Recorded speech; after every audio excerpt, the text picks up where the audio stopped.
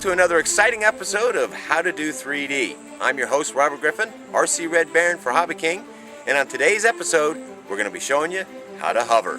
We're going to be joining professional pilot and team pilot for Precision Aerobatics, Michael Wargo.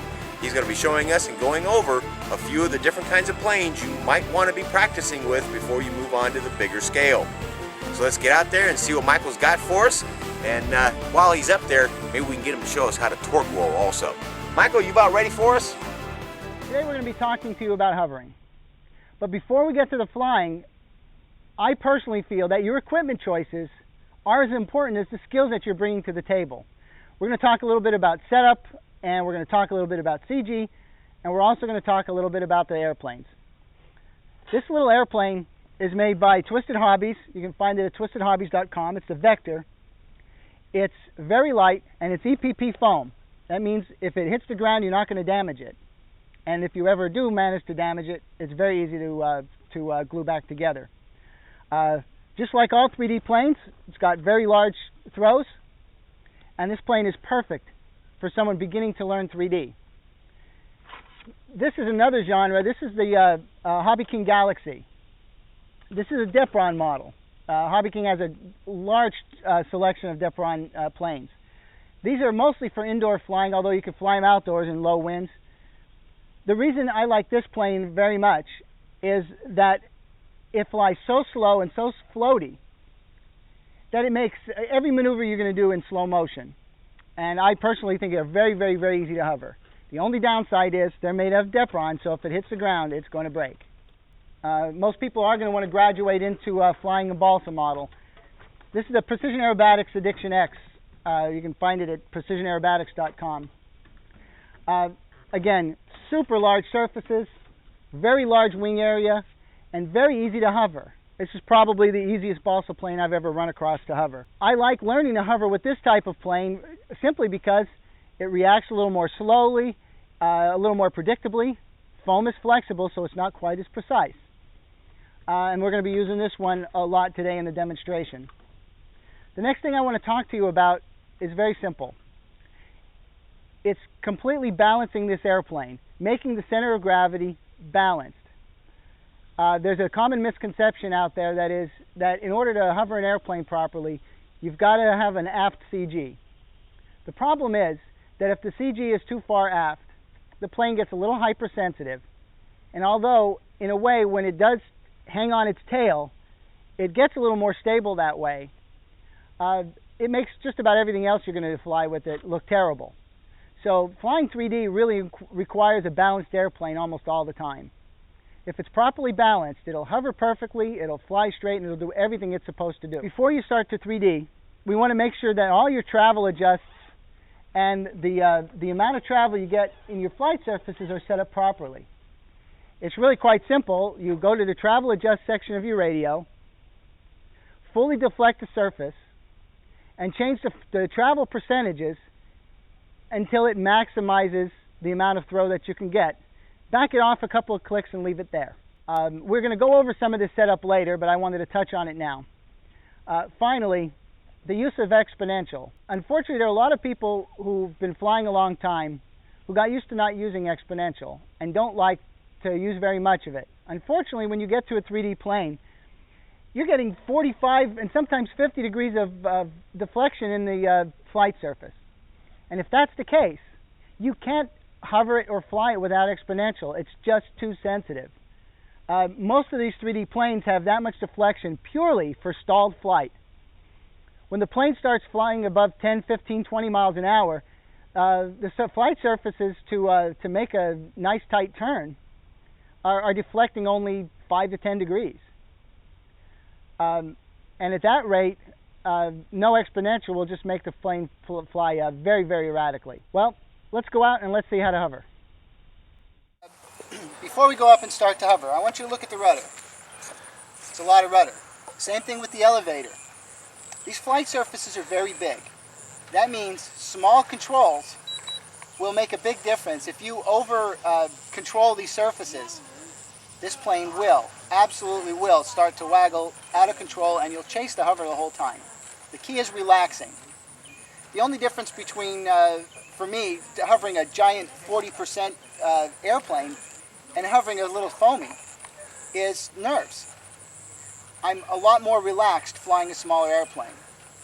This happens to be one of the easiest planes I know of to hover that's balsa, and it's pretty large. So we're gonna give it a try. We're gonna enter this hover by very carefully pointing the nose into the wind. We're in a Harrier, and now I'm gonna very carefully add power and relax the elevator. And now I'm in a perfect hover. It's just staying right where it is. Now I'm just adding, you can see the wind and the torque of the motor wants to turn it left. So I'm just going to allow it to turn and rotate it around.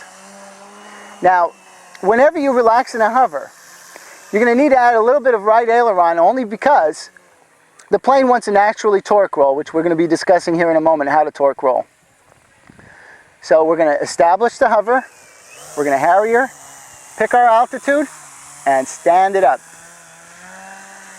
Now you can see the natural torque of the motor taking over. It wants to rotate it. This is wind and motor torque. So you have to counteract it and just hold the ailerons. Now the biggest key in here is very little input. Very little input. Now it's obviously a lot more difficult to hover with the belly facing you, and it's a good idea to practice it every once in a while. Because when you do torque roll, people tend to overcorrect and correct in the opposite direction when the belly starts facing you. So we're going to establish the hover. Very little movement if possible. If you overcorrect, here's what happens. You'll look like this all the time and you'll always be chasing the airplane. Alright, we're going to do it again. We're going to come in from a Harrier. We're going to put the plane right where we want it, right here. Now we're going to start adding just enough power to keep it up and just enough elevator to stand it up, and then relax. The key is to relax and not add a lot of inputs. As you can see, I'm not doing much. I'm just correcting it. Common mistakes for hovering are really simple. Overcorrecting and having so many nerves that you're not quite sure that the plane's going to survive your maneuver. And that's the best reason to try it with a small foamy that if it does crash, it does hit the ground, it's not going to hurt anything. Anything falling from 6 inches or a foot isn't going to hurt anything. Also, if you're comfortable, you can try and start your hovering up higher. It's just as easy up there, but don't try it too high and too far away. At this height here, which is about 40 feet or so, you have plenty of time to correct if it falls out. So you can start practicing the hover up this high. But please try not to practice hovering up too high because you'll lose the feel for the hover. Okay, we're going to show you the torque roll with this plane and with a little plane called the Vector from Twisted Hobbies. It's a little that little EPP plane we showed you before. You can hit yourself with it, you can knock it on the ground, and it can't be hurt. Torque rolling requires a little extra skill because the plane is reversing as it's rolling. And you'll be hovering belly in just for a few moments every time. So let's see what it looks like.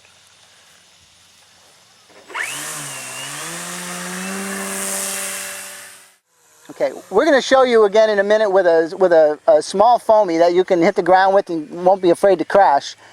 This one is obviously a balsa model. And we don't want to hit the ground with this, so we're going to be very careful. So we're going to pull the nose up. We're going to rest the sink. We've established a nice hover, and then we're just going to let the plane rotate, making small correcting adjustments. And that is literally a torque roll. I'm not helping at all. That's the engine doing it all. It's slowing down a little bit when the wings get flat to the wind because it's a little windy. Not too bad, but a torque roll is pretty sensitive to the wind. Again, this is a torque roll. We're just going to let the plane relax. We can help it a little bit if we want, just like this. Or we can let it roll at a natural pace. But you got to stay on top of a torque roll because it'll very quickly fall out. And it is, again, one of the maneuvers that you absolutely cannot start overcorrecting because you'll chase it the whole time. You'll never get it straight. The key is to just relax and resist overcorrecting. Slowly stand it up. Now we can let it roll. We can let it torque roll. We're making small adjustments. And now if we want to, we can accelerate the roll. Whoops, here we go. You got to start straight. There we go. All right, once again, we're going to give a torque roll a try. And what we're going to do is we're going to focus very heavily on one thing. Small movements, not getting nervous. And watch the movement of the airplane. You see, I'm just allowing the torque of the motor to keep the airplane around. And if I want, I can help it with the ailerons, you see? To stop it, just remove the ailerons from the equation. What we're going to do now is we're going to set it up into a hover, just like before. And then we're going to let the engine's torque start to turn the airplane around very slowly. Now what we want to do while this is happening is add very little inputs to keep it straight. There's a little bit of wind, and the wind is affecting its roll rate. So once the wings get broadside to the wind, it's going to slow down a little bit. What we can always do is add a little bit of aileron to help it along. So we're going to pop it into a hover and then let it roll. As you can see, I'm really not adding any aileron to it. Once we get it into a hover, we're just going to let the plane roll. And I'm adding very little rudder inputs and elevator inputs to keep it straight.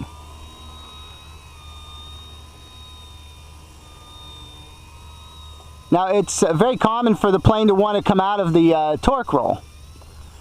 And all you have to do is, again, try and make tiny inputs and very calmly make them, because if you overreact, here's the result. The plane will be all over the place. You got to stay very calm. Now if you want to accelerate the torque roll, all you do is add left aileron and see how nice and fast it turns? At one point you can almost stop adding inputs to it. It rolls on its own. The biggest reason we're doing some of the instruction with this is because this plane is nearly indestructible, okay? When you first start learning to hover, it's very helpful because this plane flies very slow.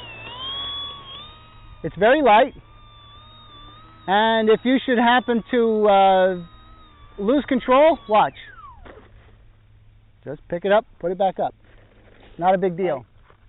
Again, I don't mean to be dismissive with any of this instruction, suggesting that any of this is easy, because I know it isn't. Again, with a plane like this, you don't have to worry about whether it's going to hit the ground or whether it's going to hit you, or if it comes out of the hover, it's going to be a pile of sticks. It's a great plane to learn with. And there are plenty of EPP models available. But if you practice and work on it a little bit, eventually it does become easy. Alright, so there we go, another exciting episode of How to Do 3D. On today's episode, we showed you how to hover. Now stay tuned next time when we show you knife edge spins and a little bit of tumbling. I'm your host, Robert Griffin, RCRedBaron for HobbyKing. Thank you for watching, stay tuned, and we'll see you next time.